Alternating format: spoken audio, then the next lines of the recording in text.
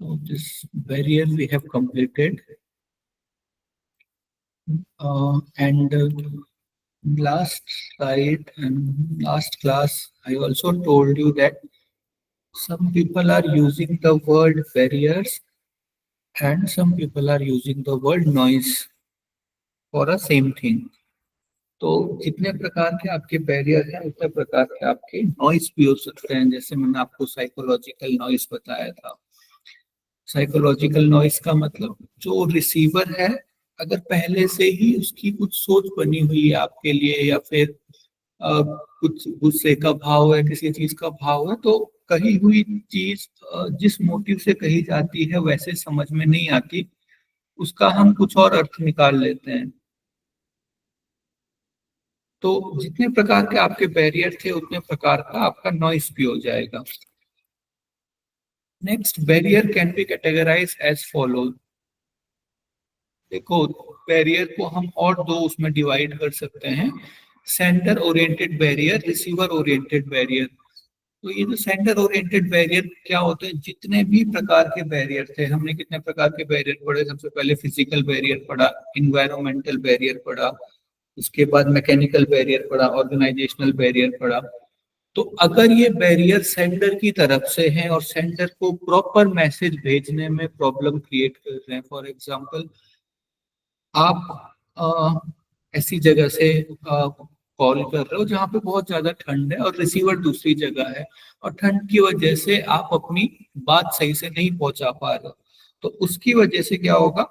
ये environmental barrier हमने discuss किया था, लेकिन ये सेंडर के एंड पे है। तो जिसके एंड पे प्रॉब्लम होती है हम उसे उस बेसिस पे सेंडर ओरिएंटेड बैरियर या फिर रिसीवर ओरिएंटेड बैरियर कहते हैं। अब सेंडर ओरिएंटेड बैरियर में मैसेज भेजने में प्रॉब्लम होती है, रिसीवर ओरिएंटेड बैरियर में रिसीवर तो सही से सेंडर ने तो मैसेज सही भेजा होता है, लेकिन प्रॉब्लम रिसीवर के एंड पे होती है, तो उसे हम रिसीवर ओरिएंटेड बैरियर कहते हैं। नेक्स्ट है channel oriented barrier. Channel oriented barrier का मतलब जो भी, जैसे हमने मैकेनिकल बैरियर्स वगैरह पढ़ा, जिसमें कि जिस मीडियम से आप बात कर रहे हो उस मीडियम में ही अगर प्रॉब्लम है तो उसे हम चैनल ओरिएंटेड बैरियर कहते हैं। ओके, तो नेक्स्ट है कौन कौन सी चीजें हम कर सकते हैं ये कम्युनिकेशन में जितने भी बैरियर्स हैं उनको ओवरकम करने के लिए। बहुत सारी चीजें, तो आप हर एक बैरियर के ऊपर 5 चीजें तो आप खुद बता सकते हो कि कैसे हम उसको ओवरकम कर सकते हैं, लेकिन फिर भी यहाँ पे कुछ चीजें लिखी हुई हैं। सबसे पहले regulate the flow of information. जो फ्लो ऑफ इंफॉर्मेशन है उसको आपको रेगुलेट करना पड़ेगा। रेगुलेट करने का मतलब होता है नियमित करना, यानी कि एज अ सेंटर आप कितनी इंफॉर्मेशन दे रहे हो इसको आपको नियमित करना है। ऐसा भी नहीं है कि आपको बस थोड़ा सा ही बोल के चला जाना है जिससे कि सामने वाले को समझ में ना आए, या फिर जहां पे आपको 2 लाइन बोलने की जरूरत थी वहां पे आपने 20 लाइन बोल के और कंफ्यूज कर दिया रिसीवर्स को। तो जो फ्लो ऑफ इंफॉर्मेशन है, जो आपको इंफॉर्मेशन देनी है, उसको आपने नियमित रखना है, एग्जैक्ट रखना है, जैसे हमने पहले पढ़ा था कंसाइज, प्रिसाइज। नेक्स्ट है फीडबैक। बहुत इंपॉर्टेंट है, एक्नॉलेजमेंट ऑफ मैसेज। ये फीडबैक की वजह से ही जितना कम्युनिकेशन इफेक्टिव हो सकता है होता है, क्योंकि अगर फीडबैक होगा और रिसीवर को कोई बात समझ में नहीं आएगी तो वो बता सकता है सेंडर को, और फिर से वो उसको सॉल्व करके इफेक्टिव कम्युनिकेशन कर सकता है। नेक्स्ट है human resources should use simple language as much as we can. हमें सिंपल लैंग्वेज यूज करनी चाहिए अपनी कम्युनिकेशन में। नेक्स्ट है लेवल ऑफ नॉलेज। उतना ही हमें कम्युनिकेट करना चाहिए जितने की लेवल ऑफ नॉलेज की ऑडियंस वहां पे बैठी हुई है। तो लेवल ऑफ नॉलेज को स्पेशली ध्यान में रखना चाहिए जब भी हम कम्युनिकेट कर रहे हैं। नेक्स्ट है लिसन केयरफुली, कंट्रोल इमोशन। ये अगर आप ध्यान से सुनते हो तो उसकी वजह से फिजियोलॉजिकल बैरियर खत्म हो जाता है, या फिर फिजियोलॉजिकल और साइकोलॉजिकल जो बैरियर है वो हट जाता है अगर आप ध्यान से सुनते हो और अपने इमोशन कंट्रोल रख के जो बात बोली गई है उसे समझने की कोशिश करते हो। Next step, watch for just a minute.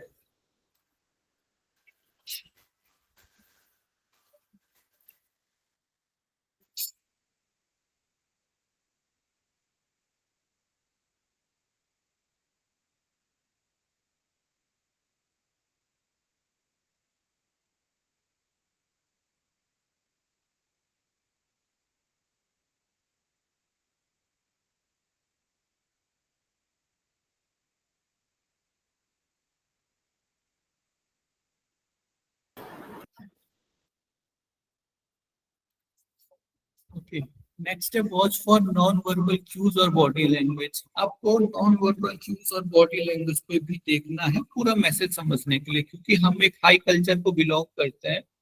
तो हमें इस बात का भी ध्यान देना चाहिए कि अगर कोई हमें अच्छे से बात नहीं कर पा रहा है तो बॉडी लैंग्वेज बता देती है कि may be the speaker is nervous.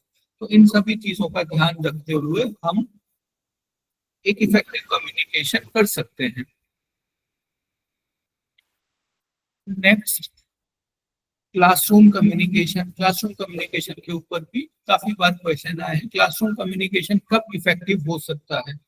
अब ये जो है क्लासरूम कम्युनिकेशन, इसके ऊपर जितने क्वेश्चन आएंगे सारे के सारे आपके आप लिख लीजिए। जितने भी ऑप्शन हैं सारे के सारे जो क्वेश्चन होंगे उनके आंसर किस तरफ जाएंगे? सबसे पहले वो जाएंगे लर्नर ओरिएंटेड, यानी कि स्टूडेंट को ध्यान में रखा जाना चाहिए।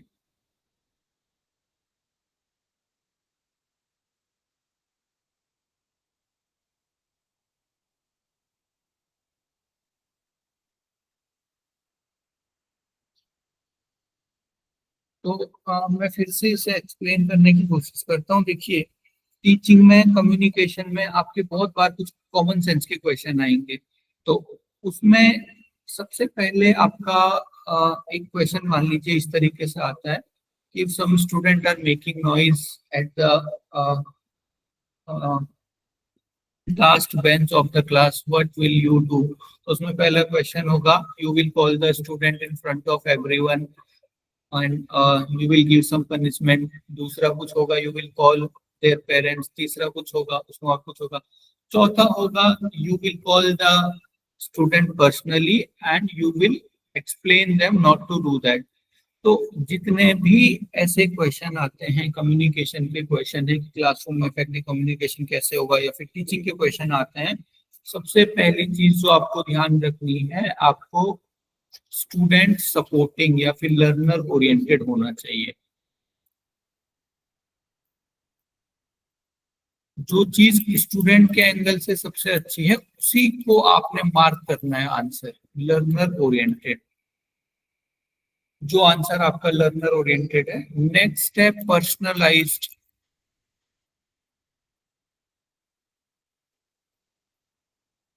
अब ये इन थ्योरीज के ऊपर हम आजकल ज्यादा फोकस कर रहे हैं। पर्सनलाइज्ड लर्निंग होनी चाहिए। बहुत सारे बच्चे क्लास में बैठे हुए हैं, हो सकता है कुछ बच्चों को समझ बहुत अच्छे से आ रहा हो सकता है कुछ बच्चों को समझ नहीं आ रहा है। तो जो अच्छा मेथड है समझाने का वो पर्सनलाइज्ड लर्निंग है, कि सारे बच्चे खुद से सीखें थोड़ा थोड़ा। तो ऐसे अगर ऑप्शन आते हैं तो वो आपने सेलेक्ट करने। थर्ड ऑप्शन है यहाँ पे टेक्नोलॉजी। टेक्नोलॉजी का जितना ज्यादा किसी ऑप्शन में आपको यूज दिख रहा है उतना ही वो ऑप्शन सही होने की प्रोबेबिलिटी है। The best way of explaining gravitation in the class, तो वो एक होगा जस्ट वर्बल लेक्चर, दूसरा होगा with the help of chalk and talk, तीसरा होगा with the help of a PPT, चौथा होगा with the help of a simulation.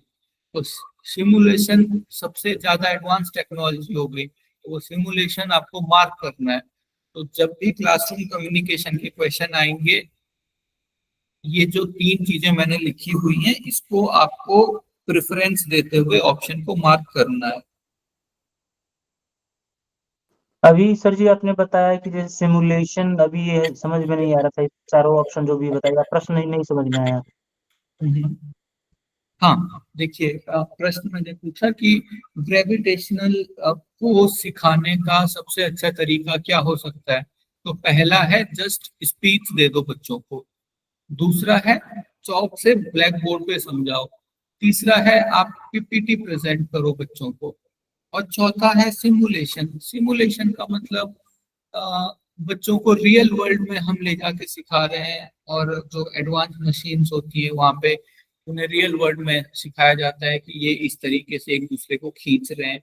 Simulation का मतलब हो गया जैसे किसी को एरोप्लेन चलाना सीखना है, तो डायरेक्ट एरोप्लेन पे बैठने से पहले वो एक मोबाइल गेम टाइप का होता है, उसमें बैठते हैं, तो उसे हम सिमुलेशन कहते हैं।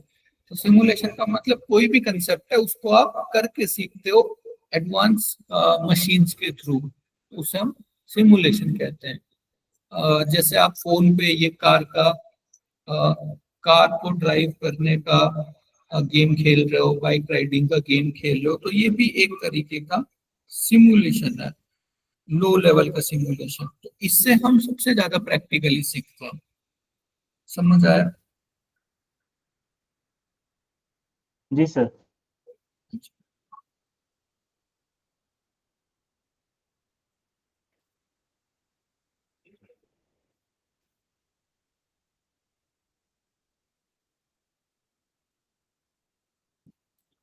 तो ये सारी चीजें हैं जो कि क्लासरूम कम्युनिकेशन में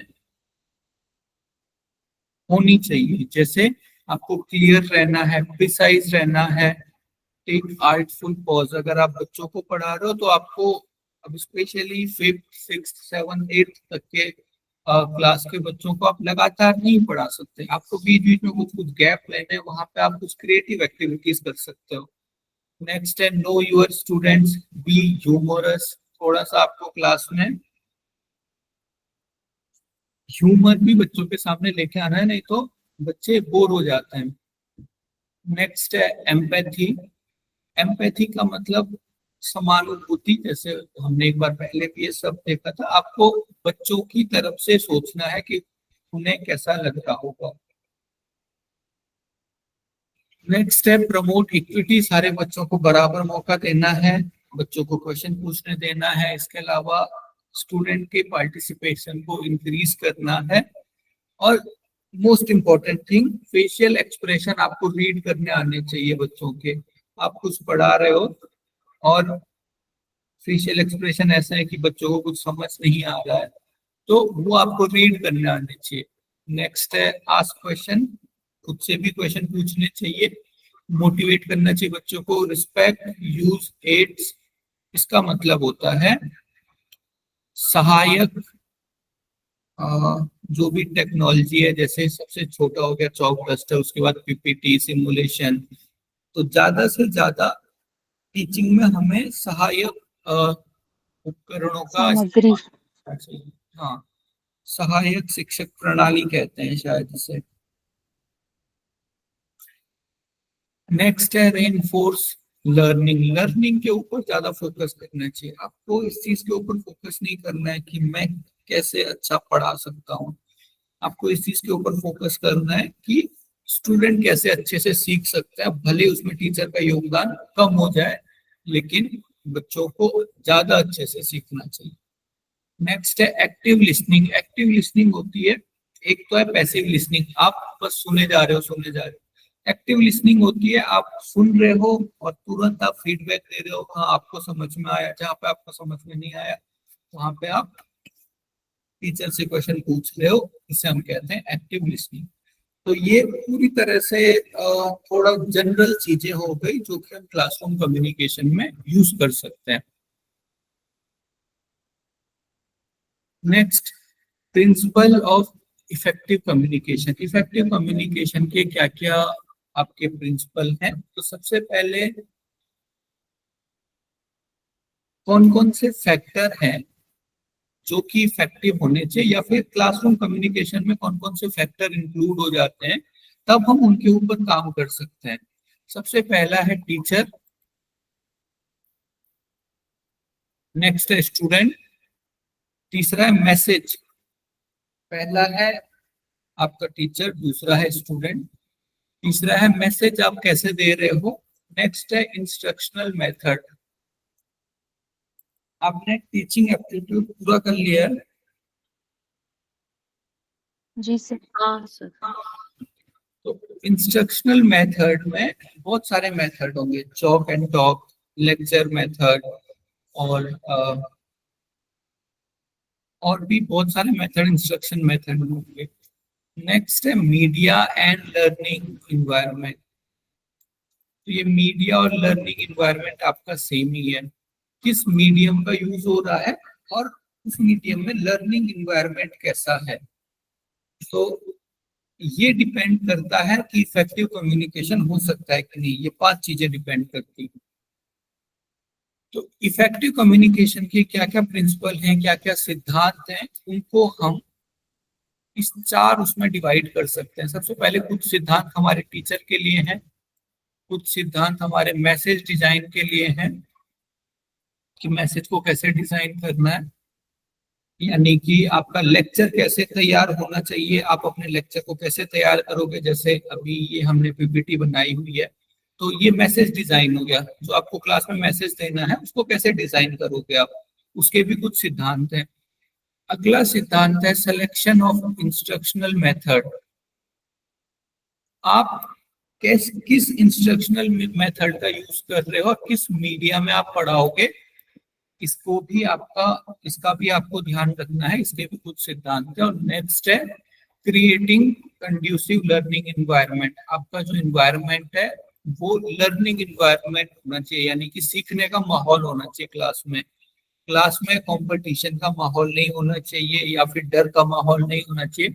बच्चों में आपको एक सीखने का माहौल बनाना है। उसके क्या सिद्धांत है, अब देखिए ऊपर 5 फैक्टर थे, teacher student method, teacher student message, instructional method and media, और लर्निंग एनवायरनमेंट। ये 5 चीजें ऊपर 5 फैक्टर हैं, लेकिन नीचे जो प्रिंसिपल हैं वो बस 4 चीजों के लिए हैं। तो एक कौन सी चीज मिसिंग हो रही है नीचे?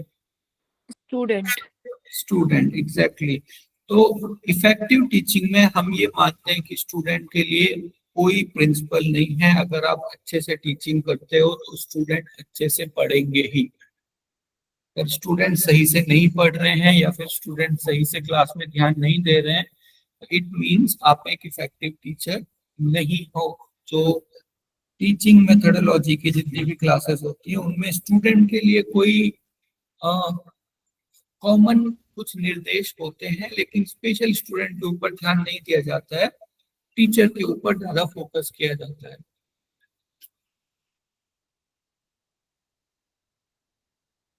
तो प्रिंसिपल फॉर टीचर्स के लिए क्या क्या प्रिंसिपल है इफेक्टिव कम्युनिकेशन के लिए? सबसे पहला है develop a realistic self concept and a perception about surroundings. सबसे पहले आपको अपना सेल्फ कंसेप्ट, ये सेल्फ कंसेप्ट क्या होता है? सेल्फ कंसेप्ट होता है खुद के बारे में हम क्या सोच रहे हैं, और परसेप्शन अबाउट सराउंडिंग, अपने आसपास के बारे में हमारा क्या दृष्टिकोण है। तो खुद के बारे में और आसपास का जो दृष्टिकोण है उसके बारे में जो हमारा परसेप्शन है वो बिल्कुल सही होना चाहिए। हमें अपनी वीकनेस पता होनी चाहिए कि ये हमारी वीकनेस है, ये हमारी स्ट्रेंथ है। और सराउंडिंग यानी कि जो बच्चे हैं उनके बारे में भी आपको पता होना चाहिए कि ये बच्चे इस सब्जेक्ट में वीक हैं, इस सब्जेक्ट में बच्चे अच्छे हैं। तभी आप अच्छी तरह से टीचिंग कर सकते हो। अगर आपको अपने सेल्फ कंसेप्ट पता नहीं है कि इस सब्जेक्ट में मुझे प्रॉब्लम आती है पढ़ाने में, तो मेरे को और तैयारी करके जाना है, तो आप इफेक्टिवली वो कंसेप्ट टीच नहीं कर सकते। तो खुद के बारे में दृष्टिकोण और बाकी सराउंडिंग यानी कि बच्चों के बारे में दृष्टिकोण, स्कूल के बारे में आपका दृष्टिकोण सही होना चाहिए, रियलिस्टिक होना चाहिए। नेक्स्ट है develop proficiency in the subject matter, most important. जो आपका सब्जेक्ट मैटर है उसमें आप प्रोफिशिएंट होने चाहिए। प्रोफिशिएंट का मतलब है आपको उसका पूरा नॉलेज होना चाहिए, क्योंकि जब तक आपके पास उसका पूरा नॉलेज नहीं होगा आप उसको इफेक्टिवली नहीं पढ़ा सकते। नेक्स्ट है understand the learner, most important thing, empathy. होनी चाहिए अपने लर्नर्स के साथ। उनको समझना चाहिए कि जो आपके स्टूडेंट हैं वो किस लेवल के हैं, कौन सी लैंग्वेज से उनको ज्यादा जल्दी समझ में आता है, उनको कुछ एक्टिविटीज करने से ज्यादा समझ में आता है या फिर जस्ट लेक्चर से वो ज्यादा समझ में आता है, क्योंकि चीजें बदलती रहती हैं। 5th क्लास के स्टूडेंट हैं और ग्रेजुएशन के स्टूडेंट हैं।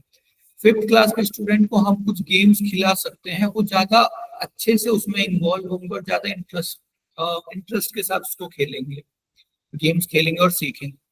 ग्रेजुएशन के कुछ स्टूडेंट हैं जो वहाँ पे किसी कंपटीशन की प्रिपरेशन के लिए आए हैं, फॉर एग्जांपल यूपीएससी की प्रिपरेशन के लिए आए हैं या फिर नेट जेआरएफ की प्रिपरेशन के लिए आप किसी क्लास में आए हो और टीचर्स आपको गेम खिला रहे हैं।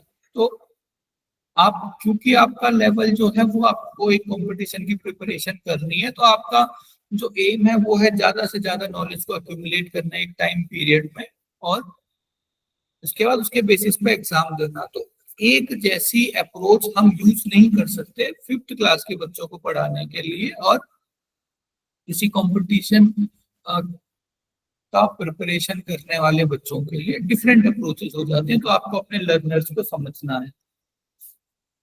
नेक्स्ट है इफेक्टिव कम्युनिकेशन स्किल डेवलप करनी है। वर्बली और नॉन वर्बली आपको बहुत अच्छे से बात करना आना चाहिए। Knowledge about pedagogy and andragogy. अब क्योंकि आपने टीचिंग मेथड पढ़ा हुआ है तो क्या मतलब होता है pedagogy and andragogy, pedagogy and andragogy? Sir pedagogy में तो जो होता है वो नोन से अननोन तक जाता है और एंड्रागोजी में होता है अननोन से नोन पे जाते हैं। थियरी टू प्रैक्टिस, हाँ, that is I think it is pedagogy. And andragogy? Andragogy would be the reverse, I think. Like teaching to theory to practice, practice to teaching. Okay, कहाँ पे आता है teaching में pedagogy and andragogy? Micro teaching में। हाँ, देखिए ये जो पेडागॉगी एंड एंड्रागॉगी है इसमें ऐसा कुछ भी नहीं है कि जैसे आपने बोला थ्योरी टू प्रैक्टिस या फिर पेडागॉगी का जो बेसिक मतलब होता है पेडा, जब हम बोलते हैं पीडो और पीडियाट्रिक सर्जन, तो पीडियाट्रिक सर्जन का मतलब क्या होता है? पीडियाट्रिक सर्जन का मतलब होता है बच्चों का सर्जन, बच्चों का डॉक्टर। तो ये जो पेडा वर्ड है हमेशा चिल्ड्रन से रिलेटेड है। पीडागॉगी, गॉगी का मतलब होता है पढ़ाने का तरीका, पीडागॉगी हो गया बच्चों को पढ़ाने का तरीका। नेक्स्ट है एंड्रागॉगी। एंड्रागॉगी, एंड्रा जो लैटिन वर्ड है उसका मतलब होता है मैन। एक शब्द है एंड्रोफोबिया, यानी कि ह्यूमंस जो अडल्ट ह्यूमंस हैं उनके डर को हम एंड्रोफोबिया कहते हैं। जैसे सारे जानवरों को इंसानों से डर लगता है, मतलब आप देखो जितने भी जानवर हैं, अगर इंसान आ रहा है तो जब तक कि बहुत ज्यादा अर्जेंसी ना हो तो जंगली जानवर या फिर स्ट्रीट के भी जो जानवर हैं वो भागने की कोशिश करते हैं इंसानों को देख के। तो ये जो इंसानों का डर है इसे हम एंड्रोफोबिया कहते हैं। तो ये जो एंड्रा शब्द है ये वयस्क इंसानों के लिए यूज होता है। तो एंड्रागॉगी का मतलब अडल्ट को पढ़ाने का तरीका, वयस्कों को पढ़ाने का तरीका। तो पीडागॉगी बच्चों को पढ़ाने का तरीका कैसा होना चाहिए, कुछ चीजें इसमें है। सबसे पहले टीचर सेंट्रिक।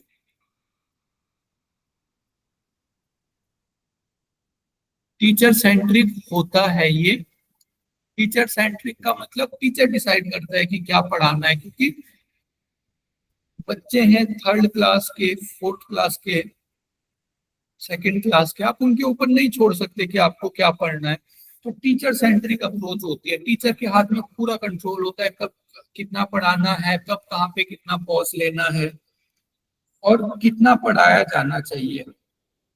इसके ऊपर लर्नर पूरी तरह से टीचर के ऊपर डिपेंड होते हैं, बच्चे पूरी तरह से टीचर के ऊपर डिपेंड होते हैं।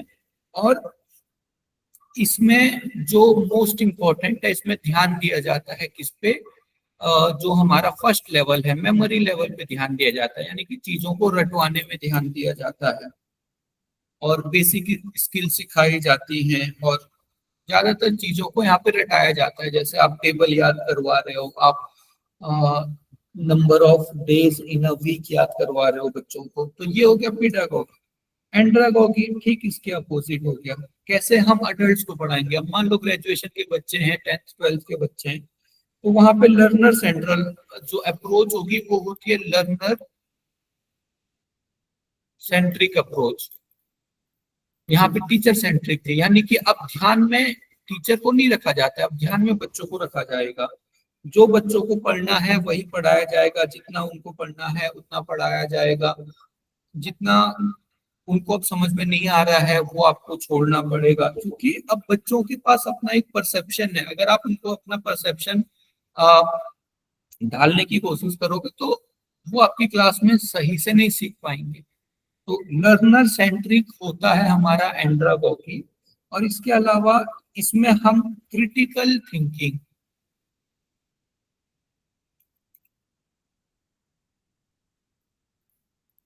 को प्रमोट करते हैं। जो क्रिटिकल थिंकिंग या फिर अंडरस्टैंडिंग लेवल है उसको प्रमोट करते हैं एंड्रागोगी।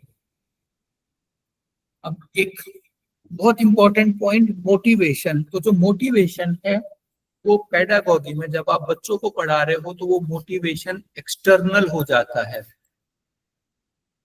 यानी कि आपको एक्सटर्नली बच्चों को मोटिवेट करना पड़ेगा। या तो आप उनको कुछ गिफ्ट दे रहे हो कि अगर आप ये पूरा पढ़ोगे तो हम आपको ये देंगे, या फिर आपने उनको पनिशमेंट का डर, पनिशमेंट के डर से आप बच्चों को पढ़ा रहे हो कि अगर आप पूरा नहीं करोगे तो आपको ये पनिशमेंट मिलेगी। कैसे भी हो आपको एक्सटर्नली बच्चों को मोटिवेट करना है। उनके अंदर खुद का कोई इंटरनल फैक्टर नहीं होता कि बच्चे खुद से पढ़ें, आप वो पूरा आपके ऊपर डिपेंड है, आपको उनको पढ़ाना है। लेकिन एंड्रागोगी में जो मोटिवेशन होता है वो हो जाता है इंटरनल, यानी कि जब तक बच्चे के अंदर खुद से पढ़ने की ललक नहीं है, बच्चे यानी कि एक बार 10th class 12th class pass हो गई या फिर ग्रेजुएशन में आ गए, तो जब तक किसी बच्चे के ऊपर खुद से पढ़ने की ललक नहीं है या फिर अंदर से मोटिवेशन नहीं है, तब तक आप कुछ भी कर लो बच्चे नहीं पढ़ेंगे। तो पेडागोगी में यही सिखाया जाता है कि आपको बच्चों को पूरी तरह से कंट्रोल करना है और मोटिवेट करना है।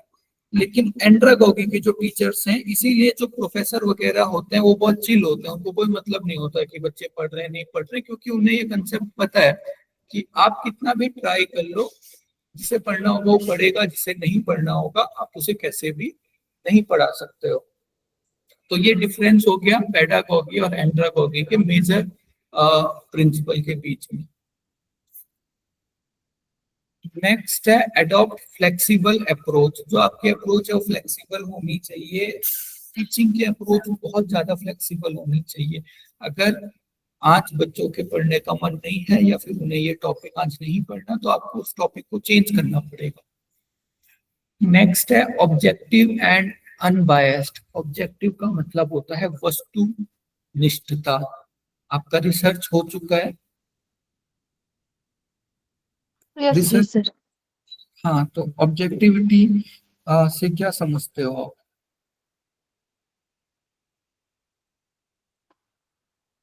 Objective like option.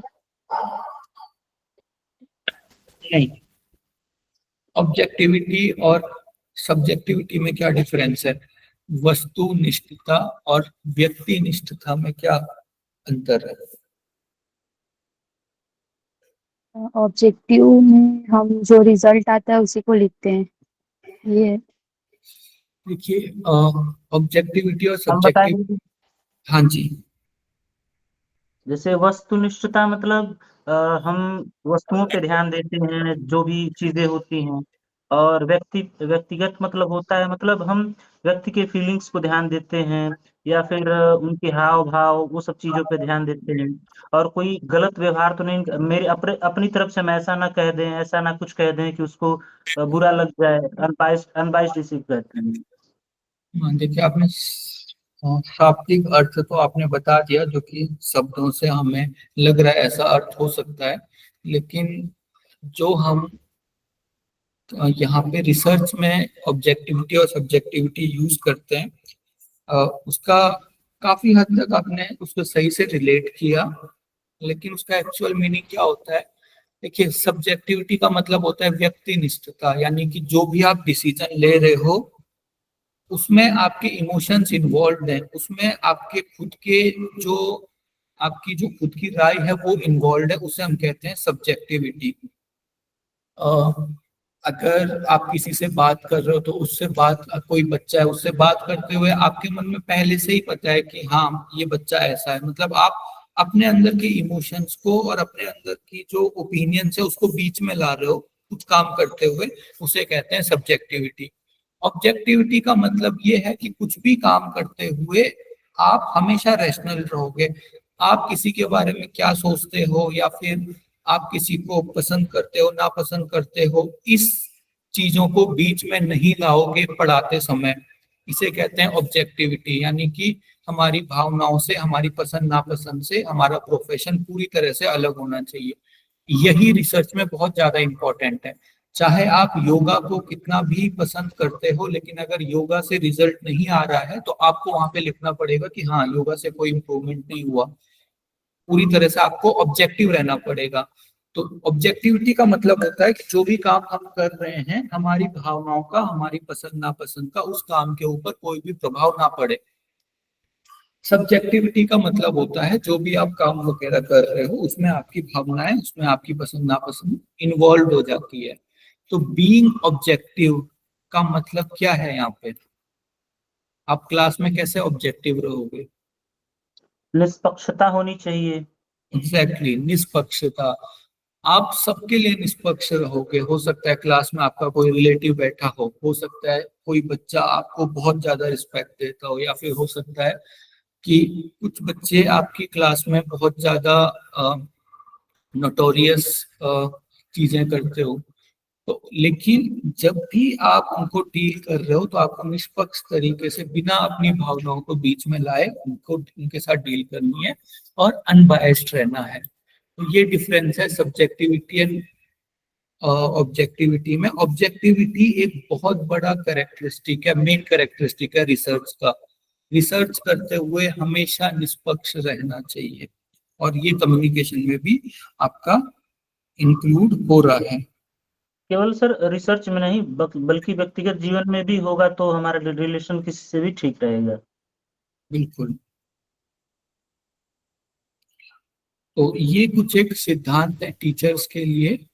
तो अभी की क्लास हम यहीं पे एंड करते हैं। कोई डाउट है तो आप लोग पूछ सकते हैं।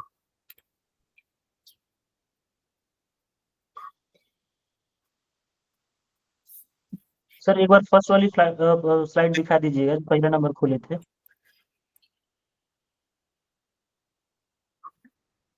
ये वाली?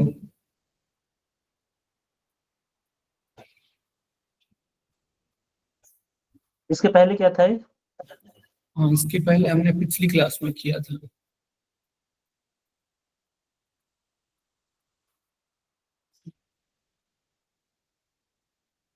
मैकेनिकल के बाद दिखा दीजिएगा क्या था। ये हम आज की क्लास में हम Knowledge or barrier also same word ना? हाँ, Use in communication. हाँ,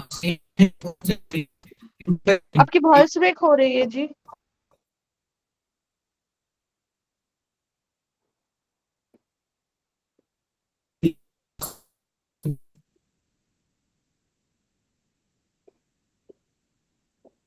सुनाई कुछ नहीं दे रही है।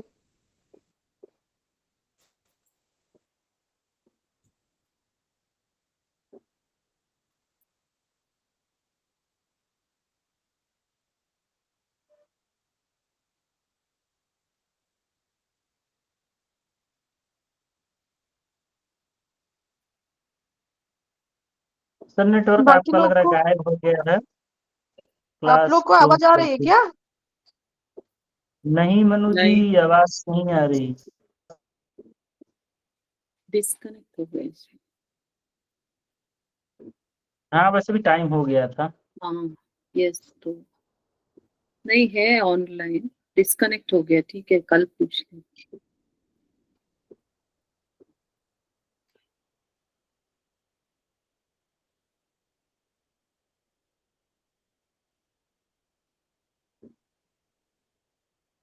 चलिए सभी को हरिओम।